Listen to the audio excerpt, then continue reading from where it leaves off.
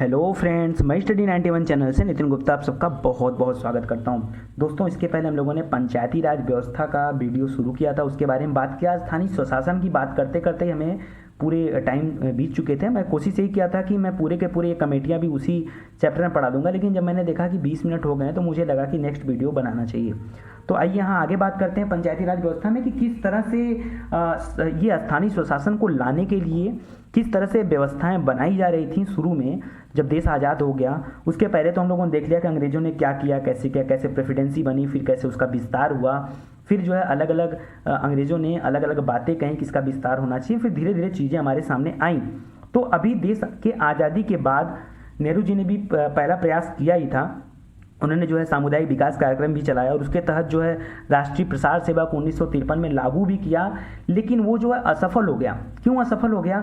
तो मैंने बताया आपको कि वहाँ पे जो निचले स्तर के लोग थे, निचले स्तर के लोग मतलब जो गांव के लोग थे, उनकी भागीदारी नहीं हो पाई, इसीलिए वो प्रोग्राम क्या हो गया, असफल हो गया। तो कुल मिला जुला के ये पता तो चल ही गया होगा आपको कि हर एक कार्यक्रम के लिए गाँव के स्तर के लोगों तक की, मतलब जो सबसे नीचे के लोग हैं, उन वहाँ तक की भागीदारी सुनिश्चित होनी चाहिए अगर हम देश का विकास चाहते हैं तो आइए देखते हैं कि किस तरह से विकास की बातें हो रही हैं और क्या वो तरीका सही है, क्योंकि अलग अलग कमेटी बनी है और अलग अलग लोगों ने अलग अलग बातें कही हैं। स्थानीय स्वशासन से संबंधित जो प्रमुख कमेटियाँ हैं वो ये हैं। बलवंत राय मेहता समिति, कई बार आपके एग्जाम में तो डायरेक्ट क्वेश्चन आता है कि बलवंत राय मेहता समिति किससे संबंधित है। अरे तो बच्चों वाले क्वेश्चन है, उनका ज़माना बीत गया है और अब आप बच्चे नहीं रह गए हो, ठीक है। अब आपका स्तर जो है वो काफ़ी ऊंचा हो चुका है। अगर आप स्टडी 91 को फॉलो कर रहे हैं तो आप मान के चलिए कि आप औरों से बहुत बेहतर हो। कभी आप कंपटीशन में बैठ के देखिएगा, बातें करके देखिएगा, बशर्ते चीज़ें आपको अच्छे से याद रहे और थोड़ा सा बोलने की कोशिश किया करिए। तो स्थानीय स्वशासन से संबंधित यह पहली कमेटी बलवंत राय मेहता समिति जो है ये 1957 में बन के तैयार हुई और हमारे सामने आई। इसी कमेटी का एक दूसरा नाम भी है ग्रामोद्धार कमेटी या ग्रामोद्धार समिति। अगर हमारे एग्जाम में आ जाए तो आधे लोग तो यही नहीं जानेंगे कि बलवंत राय मेहता समिति का नाम ही ग्रामोद्धार समिति भी है। 1957 के अंत में ही तुरंत इसने रिपोर्ट दे दिया। बहुत स्पीड में काम कर रहा है भाई। 1957 में बना, 1957 में रिपोर्ट भी आ गया। कई लोग कहते हैं कि 1959 में रिपोर्ट आया, बिल्कुल गलत है। कई सारी किताबों में 1959 दिया हुआ है। हकीकत यही है कि 1957 में ही इनकी रिपोर्ट आ गई थी। आप रिपोर्ट चेक कर सकते हैं, ठीक है। 1957 में रिपोर्ट आई थी। अच्छा, उस रिपोर्ट में था क्या, आइए बात करते हैं। उस रिपोर्ट में बलवंत राय मेहता जी ने कहा कि देखिए, अगर आप पंचायती राज व्यवस्था लाना चाहते हैं, मतलब अगर आप क्या करना चाहते हैं, स्थानीय स्वशासन की स्थापना करना चाहते हैं भारत में, तो आपको त्रिस्तरीय पंचायती राज व्यवस्था को फॉलो करना होगा। त्रिस्तरीय माने 3 स्तर पे आपको इस व्यवस्था को लाना होगा, तभी आप लोगों की भागीदारी को सुनिश्चित कर पाएंगे, अदरवाइज नहीं कर पाएंगे। तो सरकार ने उनसे पूछा कि कैसे कर सकते हैं हम ये बात को।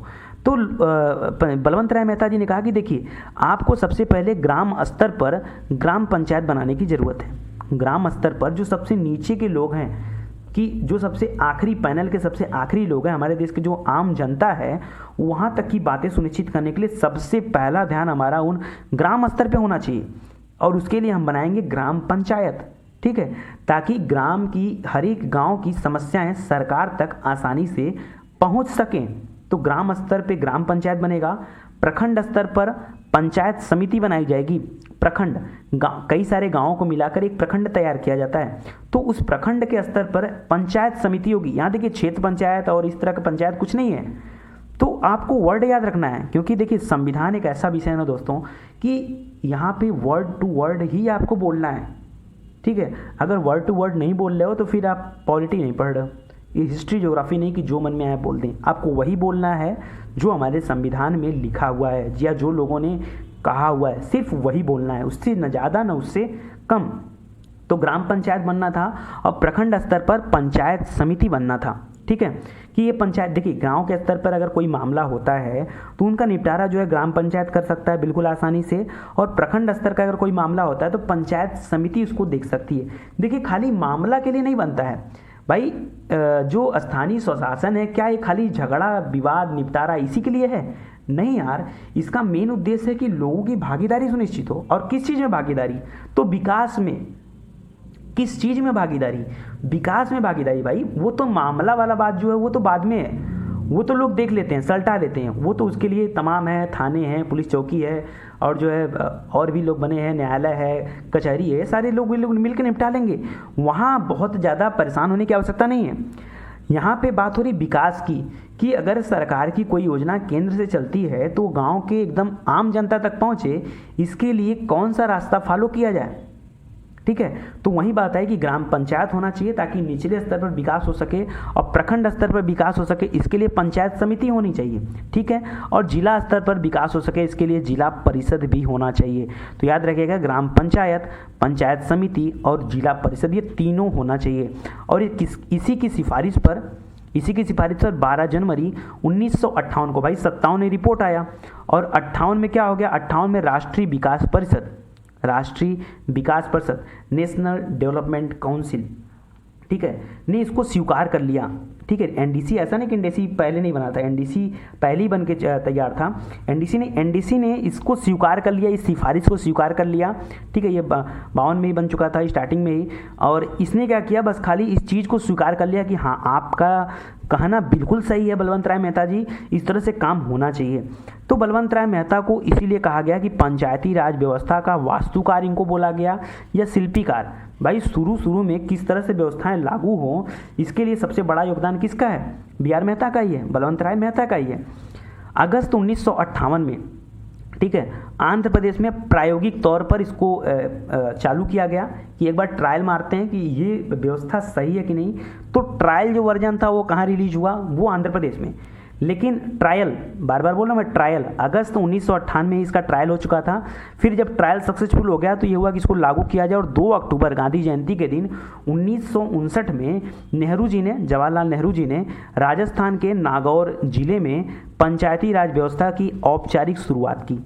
कहाँ पर, तो याद रखिएगा, नागौर जिले में। कहाँ पर, राजस्थान में, राजस्थान के नागौर जिले में। और शुरुआत वहाँ से होती है और लागू पूरे के पूरे राजस्थान में कर दिया जाता है। इस पंचायती राज व्यवस्था को पूरे राजस्थान में लागू कर दिया जाता है। लेकिन ध्यान रहे कि प्रायोगिक तौर पर 1 साल पहले ही कहाँ प्रयोग किया गया था, तो आंध्र प्रदेश में।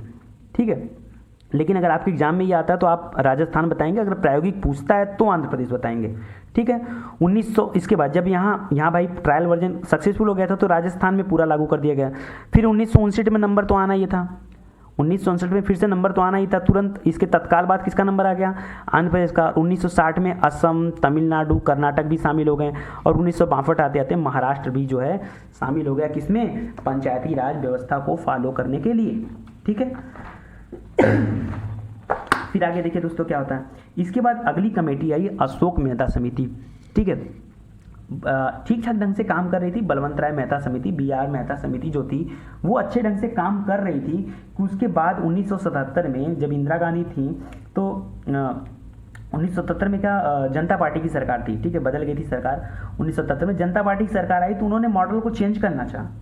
उन्होंने ये इंदिरा गांधी के टाइम पे नहीं, अशोक मेहता जो समिति थी ये आई थी किसके समय में, आपके नाम भी उतर जाता है माइंड से भाई, जनता पार्टी में मोरारजी देसाई की सरकार थी। ठीक है, तो मोरारजी देसाई जो थे ये प्रधानमंत्री थे, तत्कालीन प्रधानमंत्री उस समय थे, 2 ही साल के लिए थे। बाद में पार्टी में विवाद खड़ा हो गया और इनको भी सत्ता से हटना पड़ा, सीट छोड़नी पड़ी। फिर से चुनाव हुआ, फिर से इंदिरा गांधी जो चुनाव जीत जाती हैं। तो वो तो सब तो बात की बात रहती है। तो अशोक मेहता समिति का गठन इन्होंने किया। हुआ क्या था कि बहुत सारे मैटरों पर इंदिरा गांधी का कटाक्ष करते हुए ये पार्टी जो है काफ़ी तेज़ी से आगे बढ़ रही थी। तो उनको लगा कि जो है हमको और अच्छे ढंग से BR मेहता के प्रोग्राम को और अच्छे ढंग से लागू करना चाहिए। तो मेहता के लिए मेहता फार्मूला फिर से आ गया। कौन सा, वो BR मेहता था और ये अशोक मेहता फार्मूला है। अशोक मेहता कमेटी बनी 1977 में, जनता पार्टी सरकार ने इसका गठन किया और इसका मूल्यांकन जो था, काम था कि मूल्यांकन को और भी प्रभावशाली बनाया जाए। मतलब जो काम कर रही है पंचायती राज व्यवस्था उसको और भी प्रभावशाली बनाया जाए, इसके लिए मूल्यांकन किया गया। मूल्यांकन करना इसका काम था। कुल 13 सदस्यों की एक कमेटी बनी।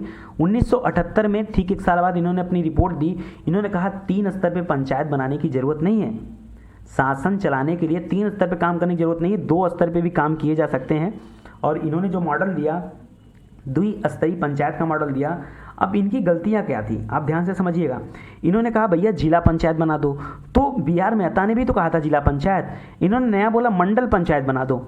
मंडल पंचायत, जबकि वो प्रखंड के लिए अलग से उन्होंने बोला था, प्रखंड के लिए बोला था ना। तो यहाँ इन्होंने कहा कि मंडल पंचायत होगा, जिला पंचायत होगा। तो चलो मंडल तो बात समझ में आता है कि 10-15 गाँव को मिला के मंडल बनाएगा और इसका जो हेड होगा इसको प्रत्यक्ष रूप से जनता चुनेगी, लेकिन जिला पंचायत का जो हेड होगा वो अप्रत्यक्ष रूप से उसका चुनाव होगा। लेकिन जो केंद्रीकरण होगा ना वो पूरी तरीके से जिला पंचायत जो है मजबूत होगा, पूरी तरीके से इसके ऊपर हावी होगा। बस यही गड़बड़ था, यही गड़बड़ था कि जिला पंचायत को अगर मंडल पंचायत पर हावी बना दिया जाएगा, कहने का मतलब कि जिनको जनता ने चुनकर भेजा है अगर उनके ऊपर अप्रत्यक्ष रूप से चुने गए लोगों द्वारा जो है क्या बोला जाता है, दबाव बनाया जाएगा या इनकी शक्ति को अधिक रखा जाएगा, जो जनता द्वारा चुने गए उनकी शक्ति को कम रखा जाएगा, ये तो पूरी तरीके से जो है गलत है। तो इसी तरह से ये अपर्याप्त सिफारिशों के कारण ये प्लान ही रिजेक्टेड हो गया। मतलब ये हुआ कि यार ये कोई प्लान थोड़े होता है, अरे कोई चीज़ बता रहे हो आप तो उसके पीछे रीजन दो भाई। नई कमेटी किस लिए बनती? नई कमेटी, कोई नया चीज़ अगर बन रहा है तो सबसे बड़ी बात ये होती कि हमको पिछले चीज़ों से ज़्यादा फ़ायदा होना चाहिए, तब तो उस कमेटी का जो है फ़ायदा है, अदरवाइज़ कोई फ़ायदा नहीं है। तो इन्होंने उल्टा पुल्टा बात किया, लोगों ने कहा हट भाग यहाँ से, कोई फ़ायदा नहीं, हटाओ। तो इस कमेटी को फॉलो ही नहीं किया, पूरी तरीके से रिजेक्ट हो गया। इसके बाद आया PVK राव समिति, नाम आपको याद रखना है। पहला था बलवंत राय मेहता समिति, दूसरा अशोक मेहता समिति और तीसरा है डॉक्टर PVK राव समिति। ये 1985 में आया दोस्तों। 1985 में योजना आयोग की सिफारिश पर यह लाया गया था, प्लानिंग कमीशन ने इसकी सिफारिश की थी और उसकी सिफारिश पर लाया गया था। ठीक 1 साल बाद इसकी रिपोर्ट आती 1986 में और इसने कहा भैया 4 स्तर पे बनाओ। अरे यार जब कोई चीज़ 3 स्तर पे चल रही थी तो कोई कह रहा 2 बना दो, कोई कह रहा 4 बना दो, 10 बना दो, 20 बना दो, 50 बना दो। अरे जितना ज़्यादा स्तर बनाओगे भाई प्रॉब्लम भी उतनी ज़्यादा होगी ना, जितने ज़्यादा लोगों की भागीदारी होगी। देखिए हमको आम जनता को भागीदारी है ना, हमको चैनल में ज़्यादा लोगों को नहीं जोड़ना है, चैनल में कम लोग रहेंगे चलेगा, जनता की भागीदारी अधिक करनी थी। स्थानीय स्वशासन का मतलब क्या है? जनता की भागीदारी अधिक होनी चाहिए। अब अगर मोदी जी ने कोई काम अगर अनाउंस किया और बीच में ही 50 स्तर से गुजरना उस फाइल को, तो वही वाली हाल हो जाएगी। अभी मूवी देखा था हमने जो अभी आई थी टॉयलेट एक प्रेम कथा, उसमें क्या था, एक फाइल जो आगे नहीं बढ़ पाती है, एक फाइल उसको शौचालय बनाने के लिए वो आगे नहीं बढ़ पाती, बोलता है कि 12 से 13 महीना लग जाएगा। सही है, होता वही है, बिल्कुल प्रैक्टिकल चीज़ें उसमें दिखाई गई मूवी में। तो यहाँ पे भी वही चीज़ें हैं कि इन्होंने कहा 4 स्तर पे, हम कहते हैं ज़रूरत क्या है 4 स्तर पे। खैर चलो इनकी मर्जी थी, इन्होंने दिया, नाम बड़ा था PVK राव, तो इनके नाम में भी 4 मीनिंग थी। देखो बात को समझो, बलवंत राय मेहता, कितना नाम, बलवंत राय मेहता, 3 नाम है तो उन्होंने कहा 3 स्तरीय होगा। अशोक मेहता 2 नाम है, इन्होंने कहा 2 स्तरीय होगा। PVK राव 4 नाम है तो इन्होंने कहा 4 स्तरीय होगा। तरीका है याद करने का, ठीक है। तो इन्होंने कहा 4 स्तर पर स्वशासन का काम होंगे। पहला होगा राज्य स्तर पर, चलो ठीक है, राज्य स्तर पर ठीक है, राज्य विकास परिषद जो उसकी निगरानी करेगा और देखरेख करेगा, चलो ठीक है। फिर उन्होंने कहा अगला जिला स्तर पर होना चाहिए और एक मजबूत स्वशासन की भी फिलहाल इन्होंने बात किया, जो रखा हमारे सामने ऑप्शन। एक मजबूत स्वशासन था, लेकिन कैसे इसको लागू किया जाए, क्या किया जाए, बहुत सारी चीज़ें इसमें थी, बाद में देखते हैं क्या हुआ। फिर जिला स्तर पे इन्होंने कहा कि जिला परिषद होना चाहिए और इसका सर्वाधिक महत्व होना चाहिए।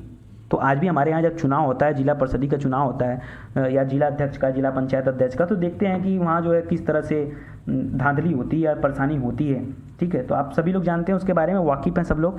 मंडल स्तर पर एक मंडल पंचायत होना चाहिए, ठीक है, और गांव के स्तर पर एक ग्राम पंचायत भी होना चाहिए। तो इस तरह से 4 इन्होंने बांट दिया। एक एक्स्ट्रा इसमें ला दिया, 3 चीज़ें तो पहले से ही थी भाई। जिला पहले से था, प्रखंड अलग था, तो प्रखंड मंडल बात एक ही थी, गाँव था ही, तो 3 चीज़ें थी। एक नए लोगों को इसमें इंट्रोड्यूस कर दिया गया, वो है राज्य, वो है राज्य। इन्होंने कहा 4 होना चाहिए। पंचायतों के नियमित चुनाव की भी इन्होंने बातें की, साथ ही SC और ST एवं महिलाओं के आरक्षण की सिफारिश भी की। लेकिन जो है पर्याप्त इसके चीज़ नहीं मिल पाए, मतलब पर्याप्त सुविधा नहीं मिल पाई इसको लागू करने में। लोगों को लगा कि यार बहुत ज़्यादा चेंजिंग तो है नहीं, सब कुछ तो वही है, सब कुछ तो वही है। अब एक नए लोगों को जोड़ देना, राज्य को बीच में नए लोगों को जोड़ दो, इससे जो है स्वशासन को बढ़ाने का प्रयास किया जाए, तो ये गलत है। देखो स्वशासन को बढ़ाने के लिए जो है स्तर बनाने की ज़रूरत नहीं है, हमको चीज़ों को जल्दी और अच्छे से लागू करने की ज़रूरत है, ठीक है। तो वहाँ ये जरूरी नहीं कि हम 20 स्तर बनाते हैं उससे जो है अच्छे से काम होगा, ऐसी कोई बात नहीं है। तो स्तर कम से कम हो और भागीदारी जो है वो ज़्यादा से ज़्यादा हो, ये बड़ी बात है। तो पूरी तरीके से ये भी रिजेक्टेड हो गया। तो BR मेहता ही फेमस रहे शुरू से, वो शुरू में थे 1957 से, तो वही फेमस रहे। इसके बाद आया दोस्तों डॉक्टर एल एम सिंधवी। पूरा नाम था लक्ष्मी मल नाम था इनका, इसीलिए जो है LM बोलते हैं, लक्ष्मी मल, याद रहेगा आपको। डॉक्टर लक्ष्मी मल सिंधवी समिति, ये 1986 में आई। जिस साल जो है PVK राव समिति ने अपना रिपोर्ट दिया था, ठीक उसी साल जो है ये समिति आई थी। किसकी? जो आपके ML सिंधवी है, ठीक है। तो डॉक्टर लक्ष्मी मल सिंधवी की अध्यक्षता में ये काम हुआ 1986 में। और ये कमेटी जो है सामने आई हमारे भारत सरकार को 16 जून 1986 को ये आई, और इन्होंने एक सुझाव दिया, इस समिति का गठन हुआ। और उस समिति ने मेन देखिए क्या सुझाव दिया। समिति ने कहा कि स्थानीय स्वशासन को संवैधानिक मान्यता प्रदान करने के लिए काम करना चाहिए हमें। क्या बोला इन्होंने?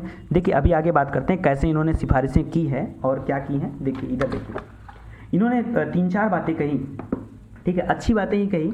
इन्होंने कहा कि हमें जो है पंचायत है इसको संवैधानिक मान्यता दिया जाना चाहिए, ठीक है। इसके अलावा पंचायती संस्थाओं के चुनाव गैर दलीय आधार पर नियमित रूप से कराने चाहिए। साथ में इन्होंने यही भी कहा था कि नियमित रूप से जो चुनाव होना चाहिए और गैर दलीय होना चाहिए, ये किसी दल से नहीं होना चाहिए। तो आज भी हमारे यहाँ जो ग्राम प्रधानी वगैरह लड़ते हैं लोग, क्या वो किसी दल से होते हैं? नहीं होते हैं।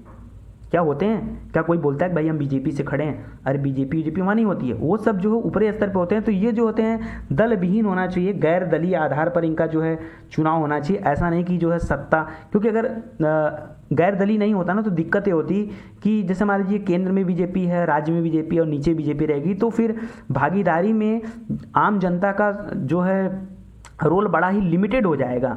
क्यों? क्योंकि हर तरफ से बीजेपी, तो वो जो चाहेगी वही काम देखने को मिलेगा। इसी वजह से इसको गैर दलीय रखा गया, संवैधानिक मान्यता दिया जाना था। और साथ ही साथ न्याय पंचायत एवं ग्राम पंचायत की वकालत भी यहाँ पे की गई। न्याय पंचायत एवं ग्राम पंचायत भी वकालत यहाँ पे की गई। आर्थिक रूप से आत्मनिर्भरता लोगों को देने के लिए भी यहाँ बातें की गई। और महिलाओं को जो है 1/3 सीटों पर आरक्षण देने की भी बात हुई। महिलाओं को 1/3 सीटों पर आरक्षण देने की बात हुई। साथ ही साथ SC/ST जनसंख्या के अनुपात में आरक्षण दिया जाएगा। मतलब जो हम लोग देखते हैं ना कि जब प्रधानी वगैरह का चुनाव होता है या जिला पंचायत वगैरह का कुछ भी इस तरह का चुनाव होता है, तो उसमें हम लोग देखते हैं कि भैया ये सीट OBC है, ये सीट SC है, ST है। ये सारा जो नया फंडा आया, ये कहाँ से आया? तो ये आया था ML सिंधवी कमेटी ने इस चीज़ को दिया था, और उसी से इस चीज़ को, इसमें से बहुत सारी बातें लागू की गई। जैसे पीछे के 2 लोग थे, आपके अशोक मेहता हो गए, और इसके पहले PVK राव समिति, उन लोगों ने तो फर्जी में ऐसी बात बोल दिया था। उन लोगों की बात मानी नहीं गई, लागू करने लायक कोई चीज़ें नहीं थी वहाँ पे। लेकिन यहाँ पे बहुत सारी चीज़ें लागू हुई और नगर पालिका के गठन का भी प्रावधान किया गया यहाँ पे। तो बहुत सारी चीज़ें यहाँ पे हुई चेंज। इसके बाद आया दोस्तों लास्ट है PK थुंगन समिति। PK थुंगन समिति ये 1988 में आई थी। देखिए लाइन से सब समितियाँ बनती चली जा रही हैं, और संवैधानिक दर्जा इसको दिया गया 1989 में। प्राइम मिनिस्टर थे राजीव गांधी। सुधार एवं सशक्तिकरण में इन्होंने रुचि लिया, उसके लिए ये था। तो देखिए क्या था यहाँ पे, स्टार्टिंग से मैं आपको बताना चाहूँगा कि उन्होंने क्या किया कि उन्होंने कहा कि जो थुंगन समिति थी, इसने क्या किया कि पंचायती राज संस्थाओं को शक्तिशाली बनाने के लिए उन्हें संवैधानिक दर्जा देने का जो है सुझाव दिया। ठीक है, क्या किया? PK थुंगन समिति ने कहा कि जो पंचायती राज व्यवस्था है, ठीक है, संस्था है, इसको संवैधानिक दर्जा दिया जाना चाहिए। कहें कि उसको सशक्तिकरण हो सके, ठीक है, और शक्तिशाली हो सके। इसलिए राजीव गांधी जो हैं इसके लिए 64वां संविधान संशोधन विधेयक भी लेके आते हैं, लोकसभा में प्रस्तुत करते हैं, लेकिन ये राज्यसभा द्वारा नामंजूर कर दिया जाता है, जिसकी वजह से विधेयक समाप्त भी हो जाता है। वो करना चाहते हैं, इस PK थुंगन की बात वो मानना चाहते हैं राजीव गांधी भाई, कि उनको लगता है कि नहीं ये बात सही है, हमको जो है थोड़ा सा पावर उनको देना चाहिए, ठीक है। लेकिन लोकसभा में तो पास हो जाता है क्योंकि PM है, तो PM है भाई, उनका क्या होगा, बहुमत होगा लोकसभा में, तो वहाँ से तो निकल जाता है। लेकिन राज्यसभा से नामंजूर हो जाता है, और कोई चीज़ अगर एक जगह से पास हो जाए, दूसरी जगह से नामंजूर हो जाए, तो विधेयक समाप्त हो जाता है, जैसा कि आप जानते हो। इसके बाद PV नरसिम्हा राव जब प्रधानमंत्री बने, तो इन्होंने 73वां संविधान संशोधन विधेयक लाए, और 22 दिसंबर को पास हुआ, राज्यसभा से 23 दिसंबर को पास हुआ, 17 राज्यों की विधानसभाओं से पास हुआ। इस तरह से पूरी तरीके से अनुमोदन हुआ। 20 अप्रैल 1993 को राष्ट्रपति का भी हस्ताक्षर हो गया इस पे, ठीक है। नाम याद रखिए, टाइम याद रखिएगा, कब? तो याद रखिएगा 20 अप्रैल 1993 को राष्ट्रपति का भी इसमें अनुमोदन मिल गया, और पूरी तरीके से ये जो है व्यवस्था लागू हो गई। 23 अप्रैल 1993 में 73वां संविधान संशोधन पूरे देश में लागू हो गया, और इस तरह से जो है पूरे देश में पंचायती राज व्यवस्था लागू हो गई।